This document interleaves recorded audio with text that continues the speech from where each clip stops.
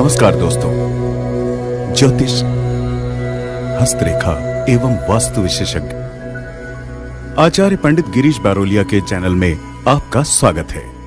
कृपया हमें अपना स्नेह व सहयोग प्रदान करें। हमारे चैनल को सब्सक्राइब करें और बेल आइकॉन को प्रेस करें। साथ ही अपने आत्मीयजनों के साथ इसे अधिक से अधिक शेयर करें। आपका जीवन मंगलमय हो। लाइक करें, शेयर करें। आचार्य पंडित गिरीश बारोलिया, ज्योतिष, हस्तरेखा एवं वास्तु चैनल।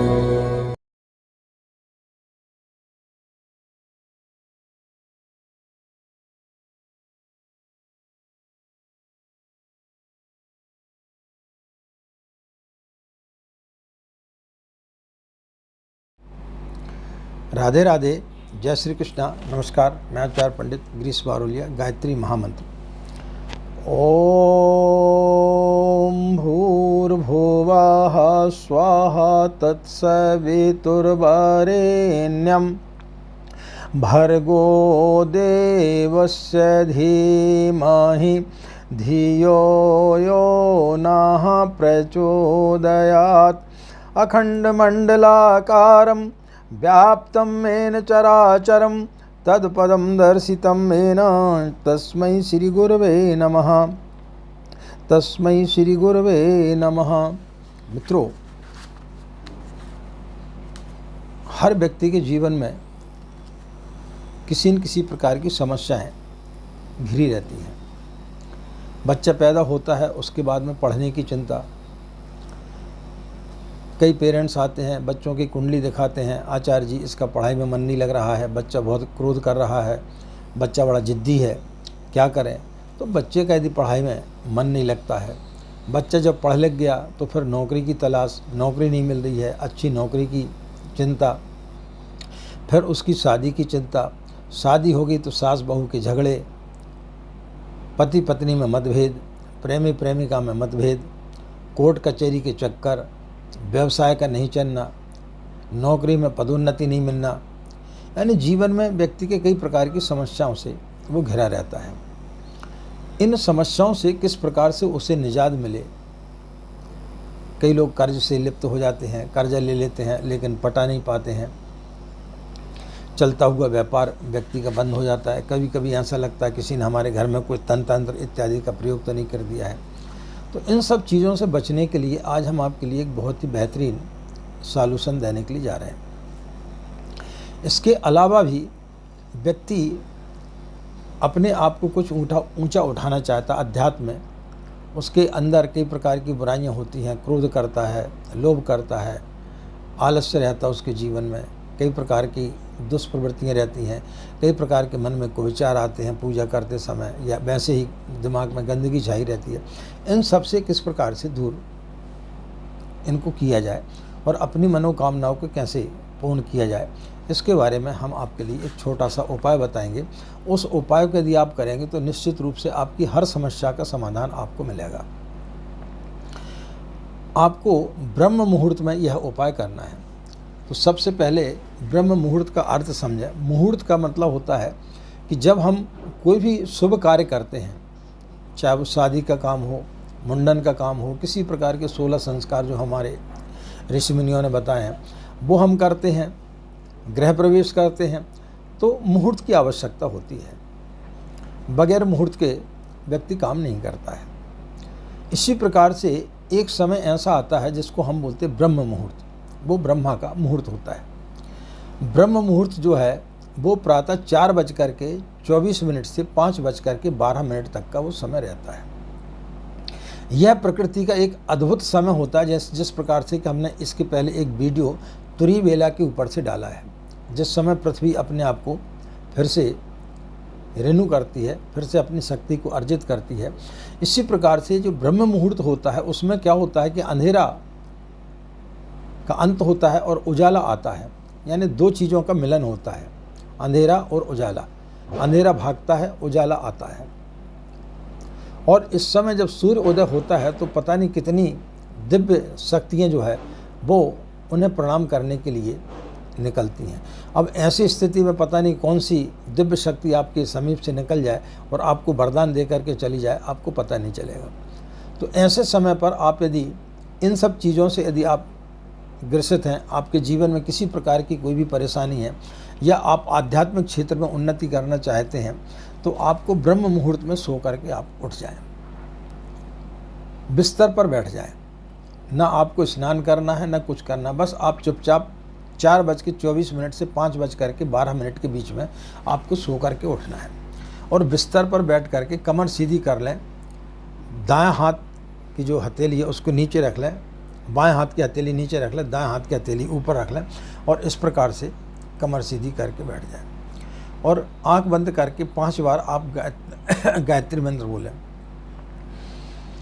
ओम भूर्भुवः स्वाहा तत्सवितुर्वरेण्यं भर्गो देवस्य धीमहि धियो यो नः प्रचोदयात्। इस प्रकार से इस मंत्र को आपको 5 बार बोलना है, मन में बोलना है। हम आपको जोर से बोल के बता रहे हैं, लेकिन आपको मन में बोलना है और उसके पश्चात में 10 बार सांस को खींचना है, बाहर छोड़ना है, रोकना है। इस प्रकार से आपको 10 बार यह क्रिया करना है। हम आपको एक बार करके बता देते हैं।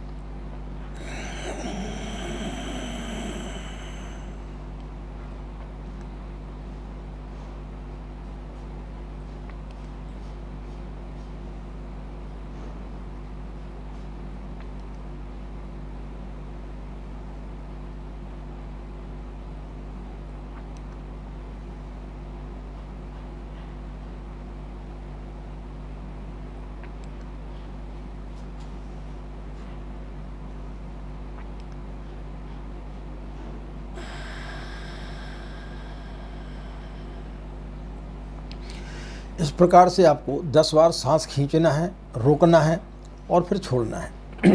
इससे क्या होगा कि आपके अंदर की जितने भी विकार हैं वो सब दूर हो जाएंगे।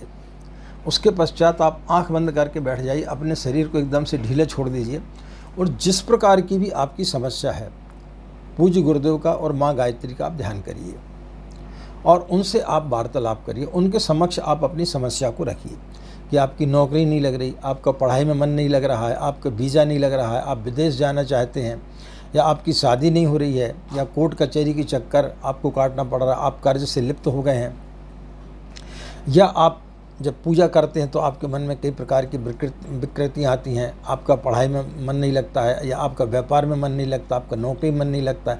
मतलब जीवन से जुड़ी जो भी समस्या है उस समस्या के बारे में आप सोचें और ध्यान करें और सामने जो है वो आप पूज्य गुरुदेव और गायत्री माता को समक्ष अपने लेकर के आएँ।